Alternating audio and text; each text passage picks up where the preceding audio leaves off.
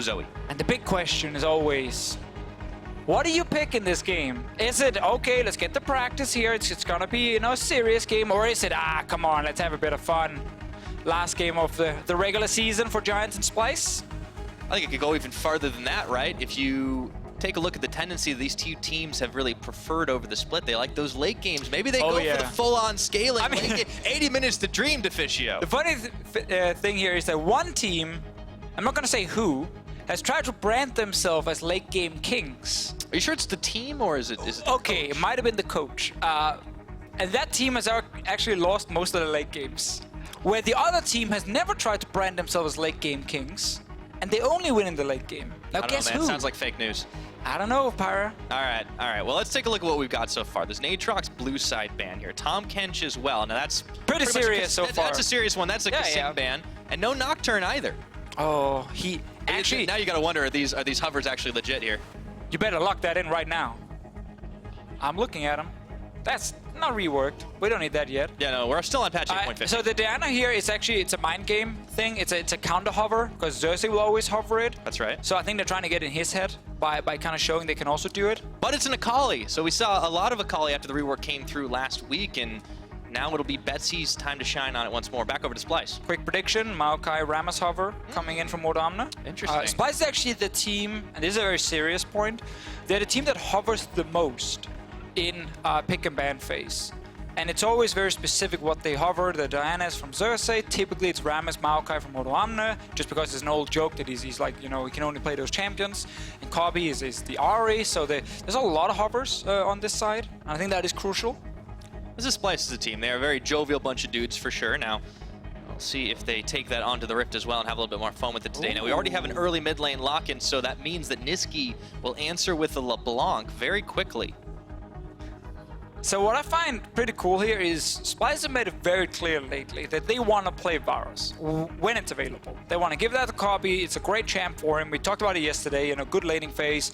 Multiple builds you can go for depending on what comps you're playing against. Typically it is just the more like auto attack focused build we see now from him and not the pure lethality that we've seen before. Also Nisqy on LeBlanc. Like anytime I feel like Nisqy is on an assassin, I'm ready. You know, I want to see how he performs. The only problem is Splyce don't tend to do a lot around him in the early game, so he doesn't normally like start the game off 5-0 and just carries from there. He actually has to wait for team fights. This is the difference we want to see. Xerxe needs to be on a champion that can set him up early and visit that lane to help shut down Betsy's Akali. But there's still some time to see if Splyce decide to lock in a jungler here, if they're going to wait for a bit later. There have been a number of jungles already banned by themselves, with the Olaf, the Talia, and the Nocturne off the board. And there's the Trundle. Wow. That can do a lot of damage early game. Yeah.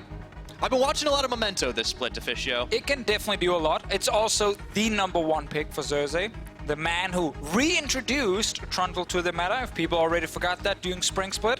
When everyone figured out the jungle meta was just like locked in place, same 3 champions, suddenly when Olaf got picked, bam, Trundle happened. And it was actually a big surprise. That ended up working super well for Splyce in their playoffs. Might have started just in the last week of regular season. But anyway, the Trundle came in. Yeah, that was a large part of Splyce's success in the Spring Split. And, you know, they're going to have a long road ahead of them into the playoffs to try and make it happen again, being locked in for that 6th seed. We'll see what they decide to round their composition out. We talked a lot about the Splyce side, but let's move a little over to the Giants. There's this Akali pick, and you kind of have it flanked by some pretty standard choices, with the Lucian being one of those popular marksmen that's survived through the mage era of bot lane, and of course the Sejuani. What do you think Giants should round their comp out with? Well, let's see. They have some engage from jungle, but probably not enough if they actually want to play a pure teamfight comp. Ideally, when you have Akali, you don't want to do anything pre-level 6, so they don't necessarily have to draft a ton of winning lanes here, apart from what they have already. I think actually just when I think Ruin is doing well, he's on a carry top. Like, I think his Rumble has actually been very good. I wouldn't mind seeing it, even though they will stack a lot of magic damage. They have the Lucian to provide physical DPS on their side. Only problem is the Sejuani can't necessarily help too much in the early game, and then you have to respect what a Trundle can do. And can you gank a Rumble? Very easily. Absolutely. Now, Ruin is also taking a lot of things into a Rumble matchup, the likes of which Odoamne is fairly comfortable with as well. Splyce playing around with what they want to lock in, and finally it settles on the Braum to pair up with the Varus, so Kobbe Kasing on a pretty comfortable power. I miss the old Kasing. The Kasing who... Oh, you mean the clocks everywhere with the Zillion? The Zillion, the Bard, like... He's still... It's still in there somewhere. He played a couple Zillion games. I know, but he... Hey, that's a rumble. Hey, I like prediction. it. There we go. It didn't really count, but I'll take it. With the Braum one, like, Kasing knew he had to start playing it. Wait, that's Kasing's champ. They're just stealing all the champs. All right, so the Janna locked in. So, Kasing's, of course, still going to hover on the Zillion. Oh, yeah, but he will go for the Braum, obviously down the bottom lane. The question is just what they want to play top against Rumble specifically. You can be boring and just go for a tank, or you can try and pick some of these carries and then gank that lane early game and just, like, Rumble loses 1v1 once you get out of lane phase against a lot of these split pushers. And I was about to say, what do you think about the Gnar? Because I feel like Odoamne is usually on the opposite side of this matchup. And looking at what Splyce have, I feel like this is a pretty beastly 1-3-1 if they want to do it. It is. Splyce, obviously, as a team, when they draft 1-3-1 comps, still tend to play pretty slow. It's not necessarily the one where they just completely take over the game, but they have a great setup to actually apply full pressure on the map. Question is, the Akali.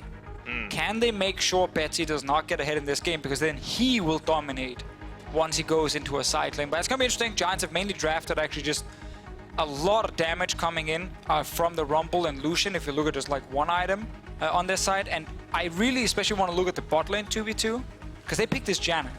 Sir Nuxalot is one of the highest rated supports in solo queue, and he's been this for a long time. He's rank 1 and everything. He's done multiple AMAs around, you know, him being rank 1. He plays an insane amount of games, and he plays almost anything.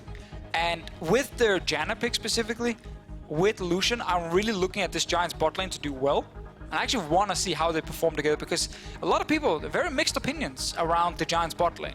You know, some players don't rate them very highly at all. Other players say, no, these guys have actually improved a ton here in the summer split, and they're doing much better. So I want to see if they can do something here. Yeah, it's really easy to kind of look at the loss streaks and realize, okay, you know, Giants, maybe they don't look so hot across the board, but that bottom lane has been one of the standing out performances, especially in the AD carry position. I think Steeelback deserves a lot of credit, and honestly, for what he's been able to accomplish, looking into some of his stats the last couple weeks, and you know, he's not playing that KDA cleanup style anymore. The Giants, it's all for pride here. And of course, on the opposite side, Splyce, they just want to get a clean win moving ahead into the playoffs, but it looks like we're in for some serious practice mode as we load up onto the Rift. Still get some fun matchups. Oh, LeBlanc yeah, we do. versus the Akali, like... I got my eye on that one, man. 2 Assassins is always exciting to see, and Betsy is another player that honestly deserves the attention of the fans. He's actually hard carried some games for Giants. He backdoored their first win. I mean, yeah, very true.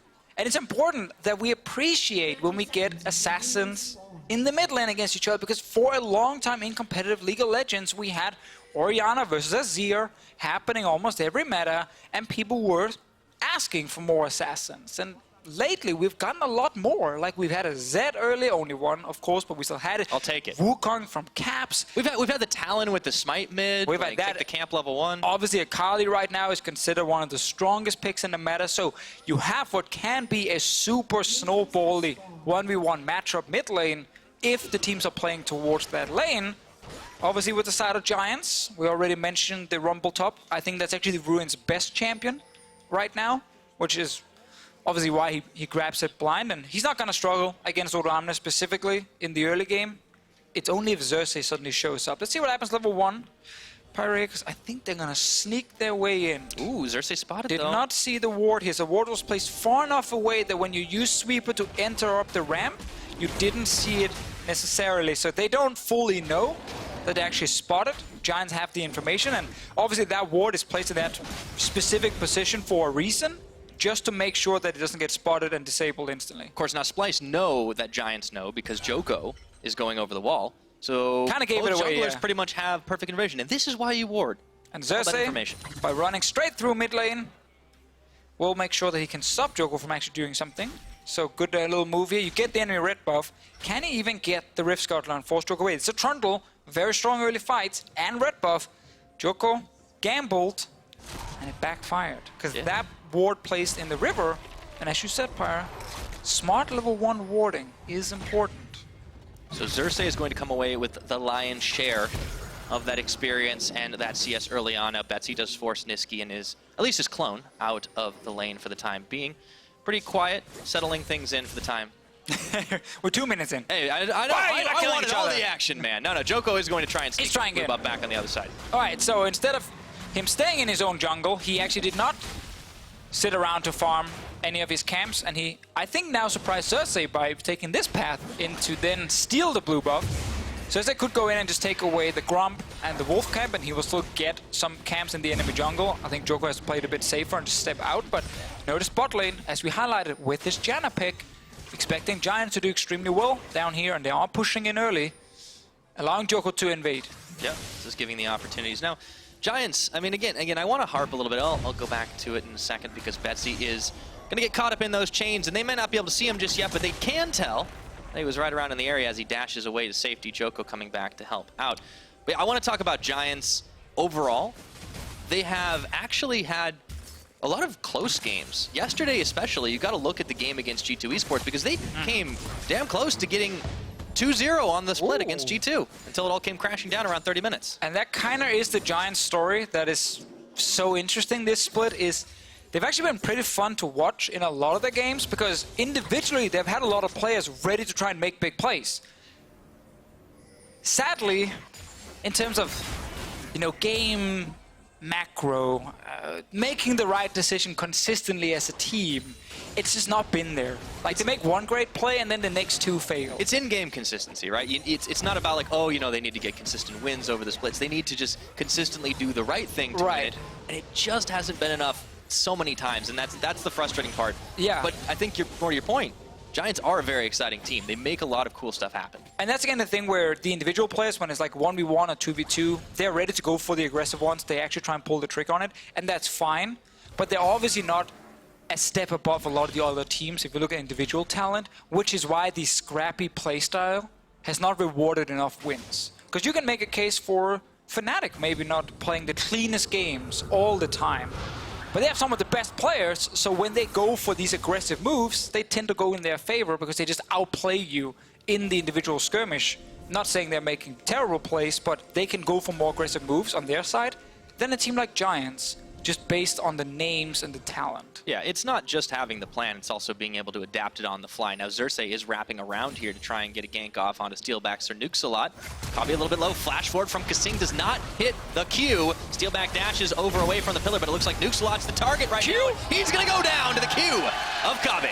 Kobbe, man, snipes him down in the end. Xerxe's been trying to get a few ganks off, first in the mid lane, now down in the bottom lane, and that's important because not only did you stop the double ranged lane from pushing, you also got both flashes, so they're going to be super scared now when it comes to pushing forward again in the future, and this really slows down their winning lane Giants have drafted for themselves. Yeah, that's the start of potentially a turnaround here, so well-invested flash from both the support and the AD carry. Let's take a look at how it happened again. Full vision for Splyce and not so much for the Giants.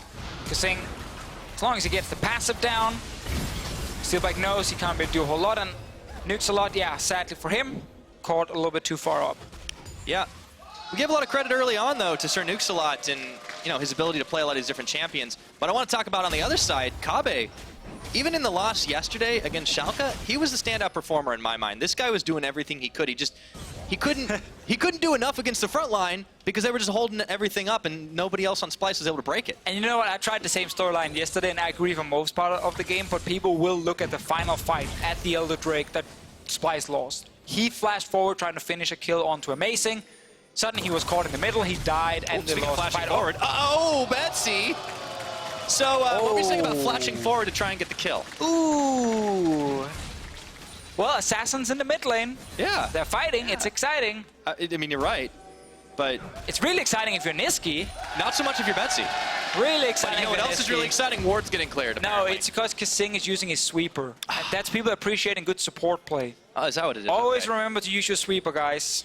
I respect the crowd for cheering for the sweeper. Keep it clean. I like it. Now, I want to see the replay of Betsy jumping into turret. I think we're going to see it. All right, let's get it again, Betsy. All right, so you're level 6. You're like, great, this is it. Now your W is on cooldown. That's a problem for you if you're going into turret range because you kind of need that to avoid the turret shots.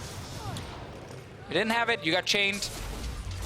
Where does Ignite as well? Not the greatest place, or, as a shoutcaster would say, fantastic outplay by Nisqy. What a beast. Every misplay is someone else's outplay, that's for sure. There you go. But either way, Nisqy's finding himself up 1 kill right now, and Ruin's going to be called in to try and get a little bit of backup for Betsy here. Let's see, he's going to get spotted around the side. Nisqy playing it out safe. It's kind of hard to gank a LeBlanc, in all honesty. I mean, there's no flash, and Djoko was around, so if he, like, you know, snuck the ult over the wall, it could have been a huge play.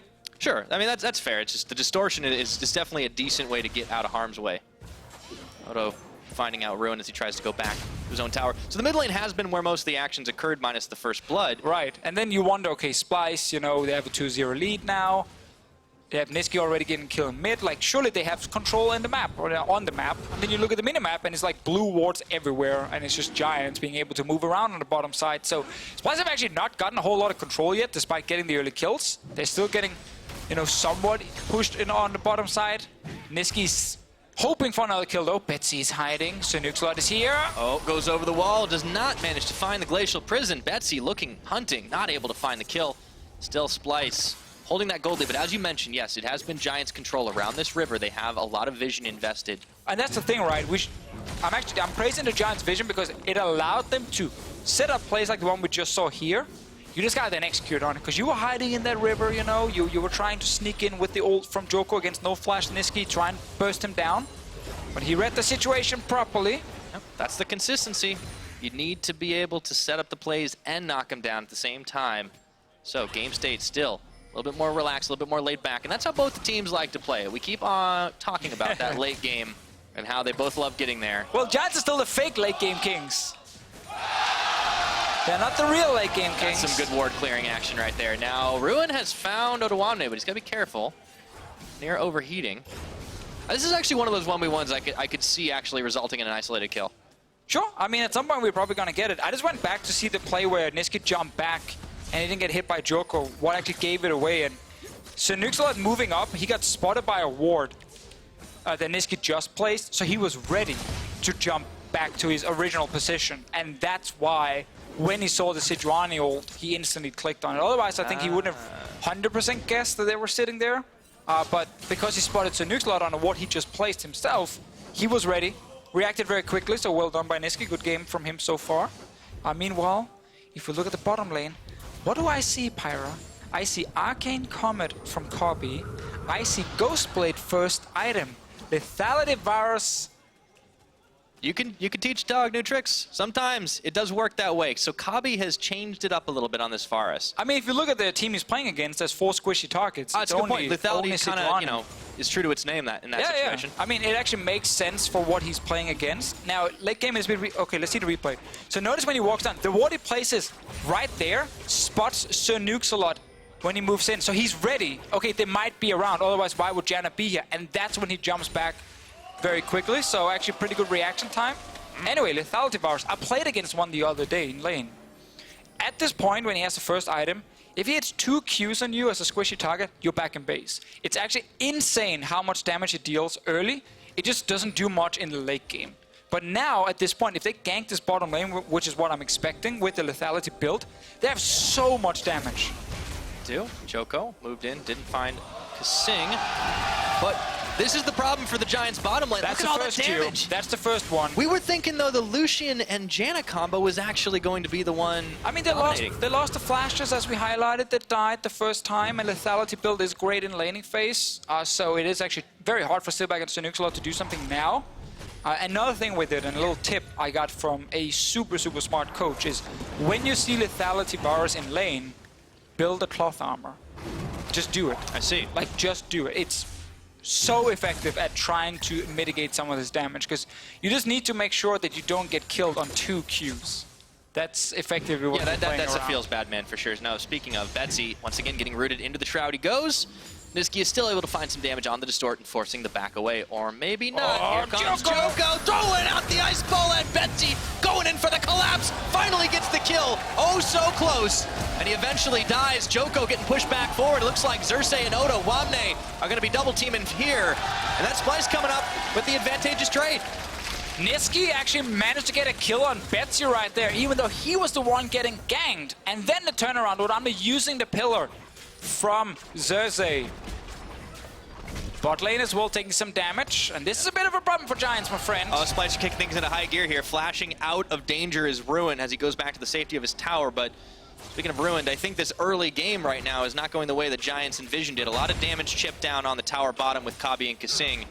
And that's a 2-in-1 LeBlanc, Deficio. All right, let's see the mid lane outplay. So Betsy is already down to about 60% HP. Nisqy gets a bit more damage onto him, but now W is used. Everything is actually gone except for Flash. So he could flash the ult here from Djoko, but decides not to do it. And just in time, he gets the QW combo onto Betsy and kills him. And Odoamne uses the pillar very nicely. Another kill there. So far, we gotta say, if we gotta give some grades here, the first pick Akali. Oh, wait. Bye. Nisqy. So, from 1 to 10, after this play talk, Ruin's going down to. Here's where that solo kill finally happens. You got it. Splyce are just steamrolling. So let's say, first of all, if you're losing early game to Splyce, damn, you're in trouble, boy. Anyway, grades, 1 to 10. Pyro, what are you giving the Akali so far? Ooh, I usually go in like A, B, C, but at 1 to 10, 6, 5 maybe. 6? That's very generous. That actually assumes he's doing like decently. way too nice. No, you're right. He's like a 4. Yeah, he's down below 5 at least. I wanted to go with league ranks. This guy's like, he's like a C- right now. At least he's keeping up in fun. Well, he's 20 down. Yeah, I don't think you can make a case for him at the moment. I'm trying to find something positive. He jumped into the turret early and died, if you don't remember that. That's true. Hey, but if you get the kill, you're a genius. If you did. I think it was a little optimistic, admittedly, but yeah, Splyce have really turned this thing up at this point. It's a 4,500 gold lead. They just got the Rift Herald. Kobbe and Odoamne are going up towards the top to try and get more damage on this tower. They're taking over the map. It is pretty tragic right now. Giants losing everywhere, effectively. Bottom side, Djoko is actually sitting in that brush still, bot lane, waiting for someone to show up against the Akali, but no one's showing up. Yes, they've just kind of resigned themselves to being forced to split around the map. Splyce just pick up tower number 3, and maybe, just maybe, Giants can be able to find something here as the Akali is uncontested, but that's a lot of damage to go. And Splyce are already able to back cleanly. They're just getting objectives for free. Looking good right now. A lot of credit to Nisqy, that's a weird name. Nisqy in the mid lane. So far he's outplayed whatever Giants sent towards him. A good friend, Odoamne, said, oh, I'm against the Rumble, I need some magic resistance. Hexbringer, boring. New stuff, Wits End. On-hit Gnar, that's the way to go. Yeah, trust Odo to find a different way to play the matchup. I mean, I've actually seen Wits End quite a few times. The thing about the current meta as well is that there's a lot of champions with a lot of different item builds. So at this point, it's hard to be super wrong. In the past, we've had moments where it was just locked in stone that these are the item builds you go for. If you don't go for this, you're dumb, you're a terrible player. And people on Twitter would start flaming you if you went for something different. Now, I feel like with Gnar and Varus, like just to name 2 examples, like you can kind of click on whatever item in there and you can make a case for it. AP Varus, sure, it can work. Why not? I mean, we have seen Pure tank Gnar, on-hit Gnar with Rage Blade, go for it. Black Cleaver, sure, why not? Like, you can go for so many different things, and you can always find a reason. it's important to have a little bit of choice here. Oh, let's see what happens top Okay, lane. so Odoamne. He's in there. There's Pushing. 5 Giants members towards the top side right now. I don't think he's in any danger. Somehow. That one missed. Yeah.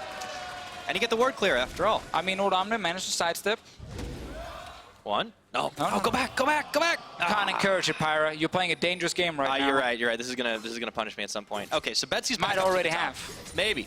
Doesn't matter. Ruin Just is keep still pushing here. on to that. Ruin has spent a lot of time in that brush and getting well acquainted with every blade of grass. Giants just To seem be at a fair, loss for what to do. You can't die if the enemy can't see you.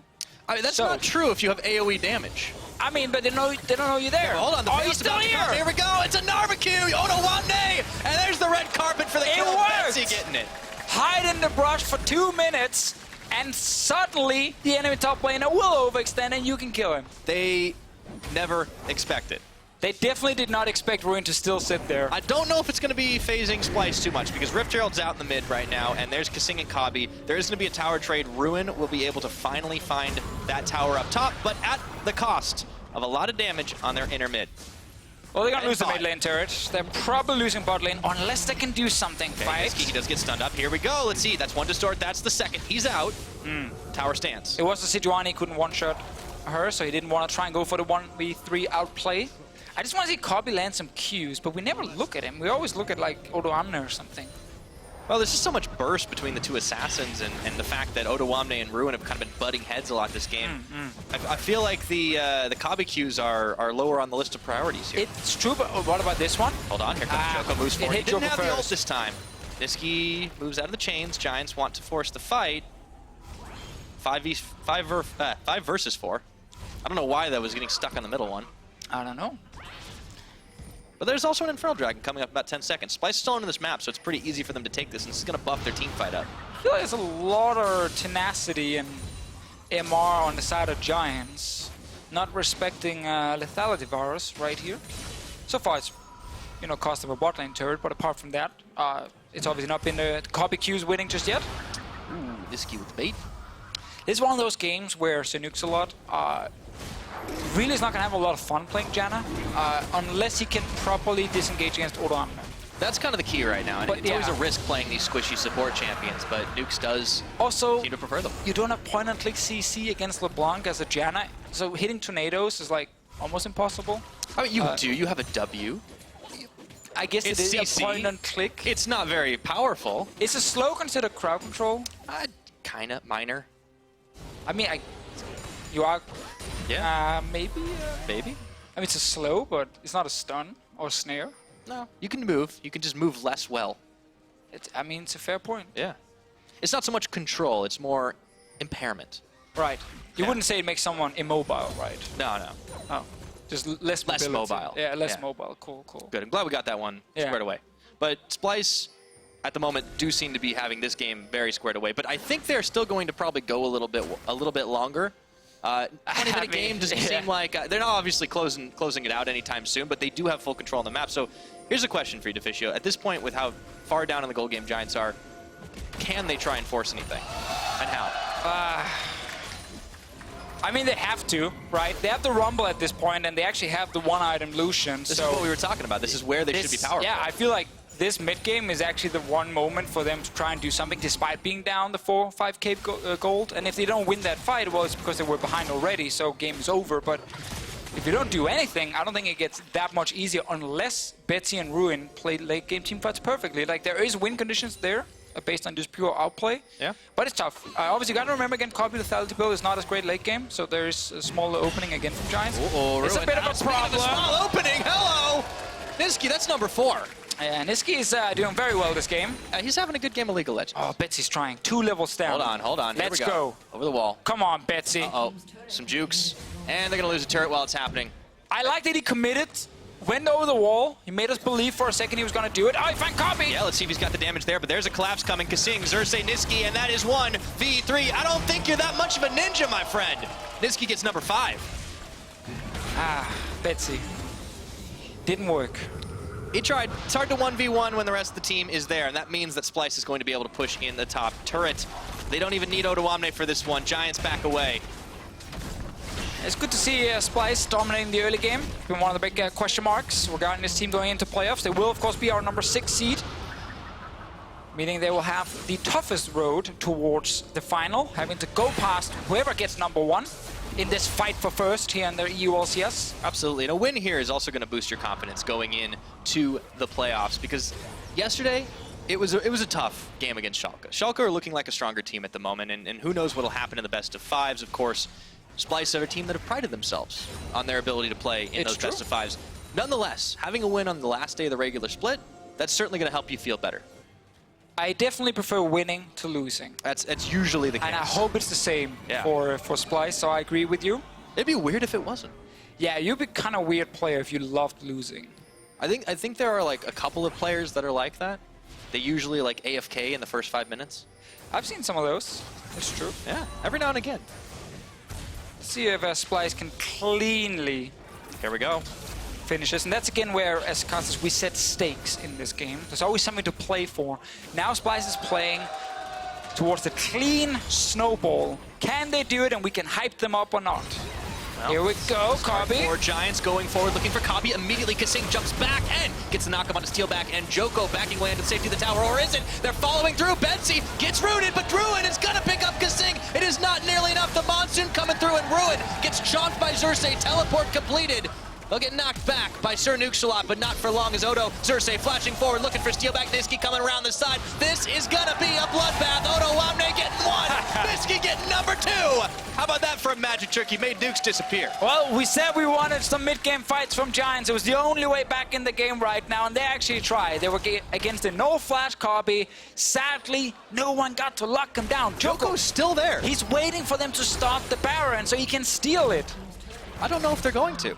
Probably not. They're just killing his base. But, like, he couldn't defend anyway. No, there's really nothing he could do in that case. It's an unfortunate situation to be in. So Splyce now, even though it's very early into this game, can still get a lot of chip damage on the towers of the base. Betsy will eventually push Nisqy away.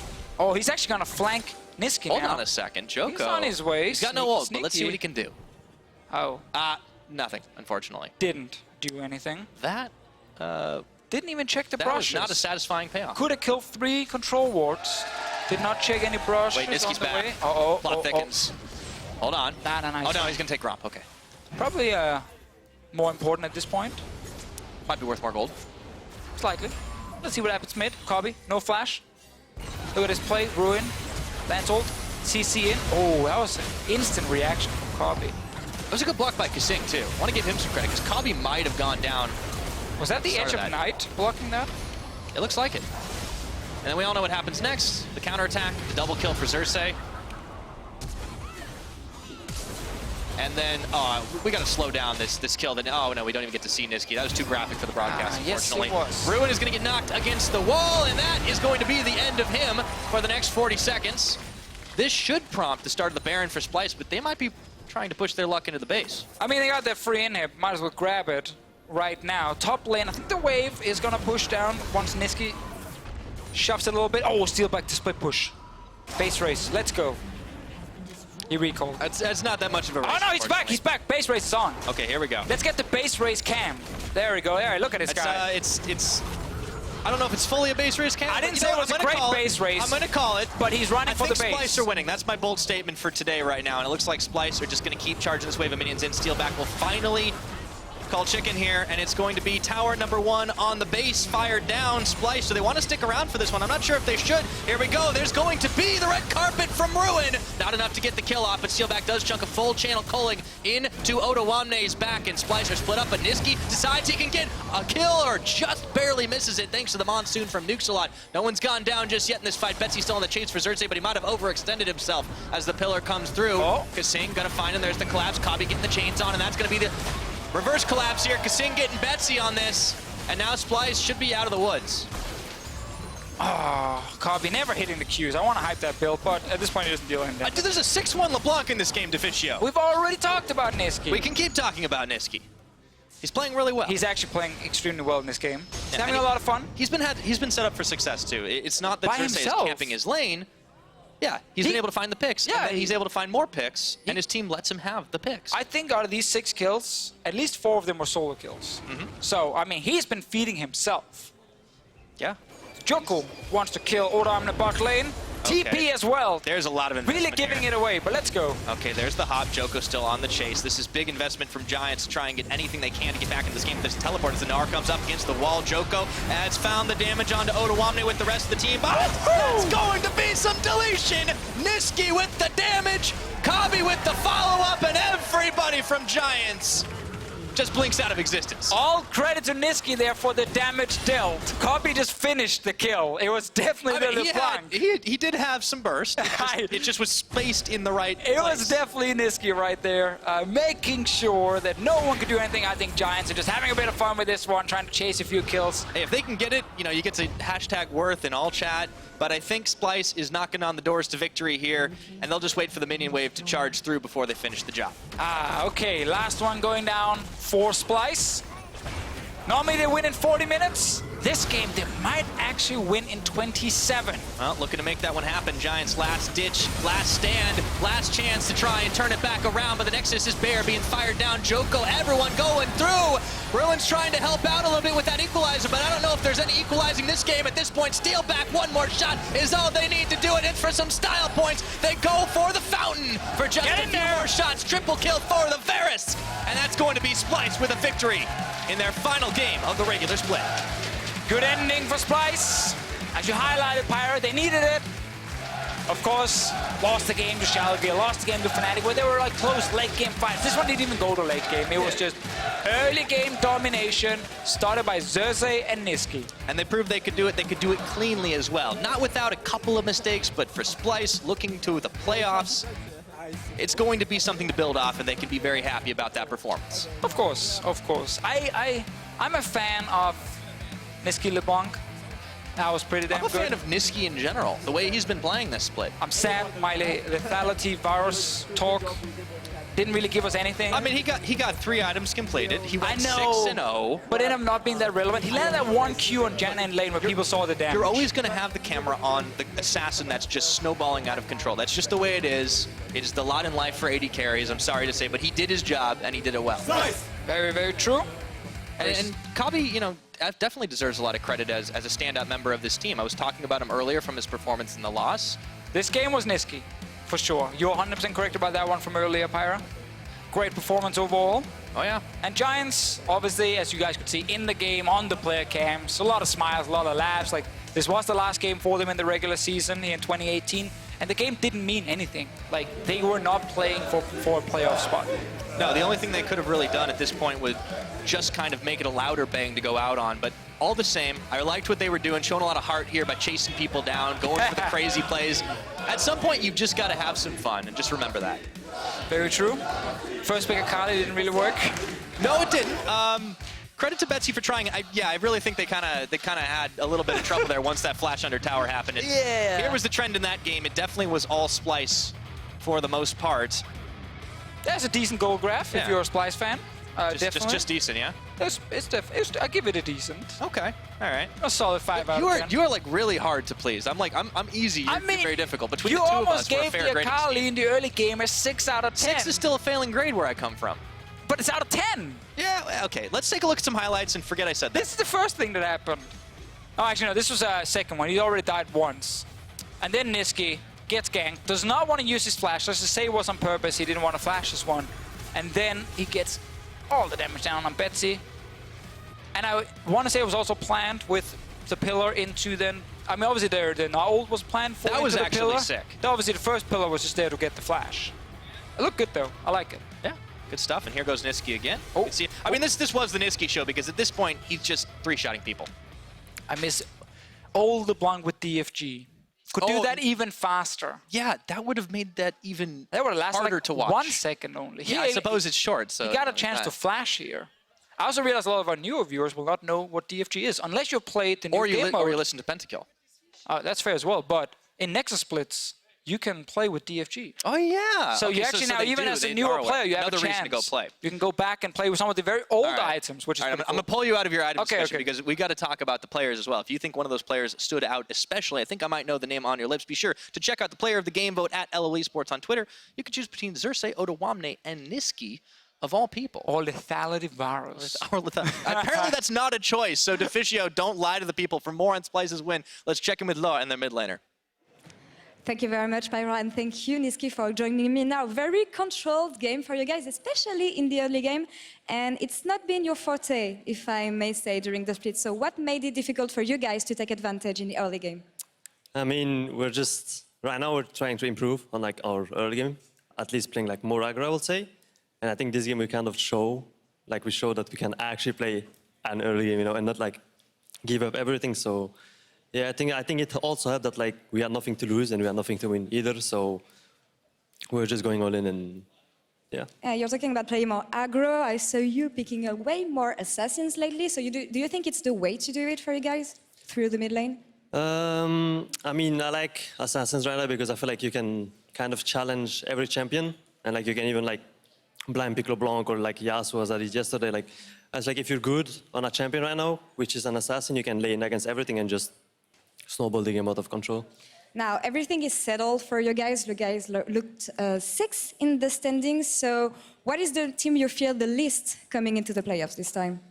To be fair, I feel like Misfits are not that great right now because I feel like Sankok is not performing as good as he was before, and just their team play in general is getting worse, I would say. So I would say Misfits for sure. Yeah, how about you? Do you feel stronger as a team this split than last split? I think right now we're getting like insanely stronger, And I will say if our early game goes well, then we can win games. But I feel like if our early game goes badly, then we will lose a lot of games. So fingers crossed here, and you still have 1 week to prepare for this. Congratulations again on the victory, and good luck for the playoffs. And now we're going to take a short break, and when we come back, it's going to be H2K versus Schalke 04. Don't go anywhere. A little bit low, flash for